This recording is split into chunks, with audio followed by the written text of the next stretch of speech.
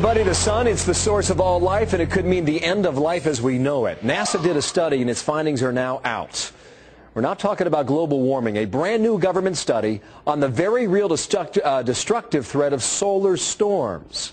Check it out, the surface of the sun, a roiling mass of plasma and charged high-energy particles. As we move to the launch pad, we can show exactly what we mean, escaping the surface of the sun and traveling through space to areas down here on Earth. Now, this giant fireball, if that ball hit the Earth and its magnetic shield, it would be devastating. I want to show you New York City at night. Times Square, drove through here at 8 o'clock last night. Streets are empty, but the electric power grid would be wiped out by the current. Lights and computers, transportation, hospitals, all would go down. The study warns it would be a disaster, far worse than anything we have seen before. The menace of these sunstorms poses a bigger threat to more high-tech and advanced countries like the U.S. Everything from our sewage systems to our Wall Street banks operate with our power grid. And a game-changing solar storm that could hit at any time. So how worried should we be? Sounds like we should be. Michio Kaku is an astrophysicist and author of The Physics of the Impossible. Sir, good morning to you. Welcome back here. Glad to be on your show. Now, what I'm reading here scares me to death. Should I be that way?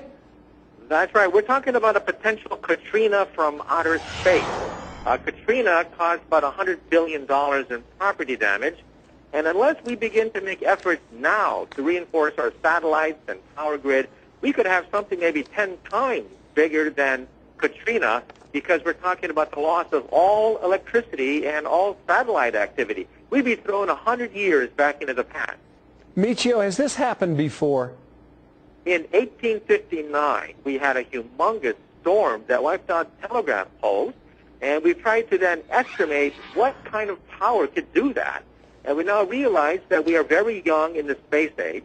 If something like the 1859 storm hit again, it would literally paralyze all the United States, not just for a day or an hour, but for months to years. Transformers would short circuit and burn out. Satellites would be fried to a crisp. And the sun, however, has these storms every 11 years. Every 11 years, the magnetic field flips. But in 2012, we do expect perhaps another big one. Well, we have never before in our history, in human history for that matter, relied so much on technology as we do today.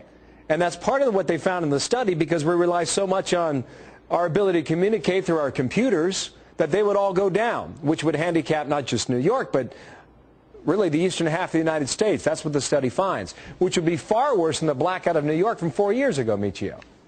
That's right. Those blackouts only last for a few hours to a day. But if you start to short-circuit all the transformers and blow out the satellites and fry the communications grid, then you're talking about knocking out the United States for months before we can get enough rescue crews and repairmen to handle not just one city, but hundreds of cities around the United States. You know, Michio, sometimes you come on here and you sound like the doctor of doom and gloom. Does something like this keep you up at night? It does, and I think with Katrina, you know, engineers knew that Katrina could happen, but they did nothing because they said that it's not going to happen while I'm around.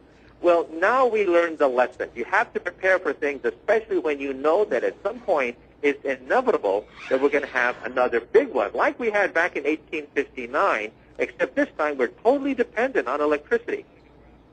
Michio, thank you. Hope to see you in person next time. We'll take you on the phone if we can. Michio Kaku, thank you for your time today.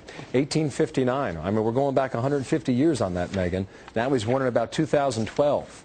Watch for this story.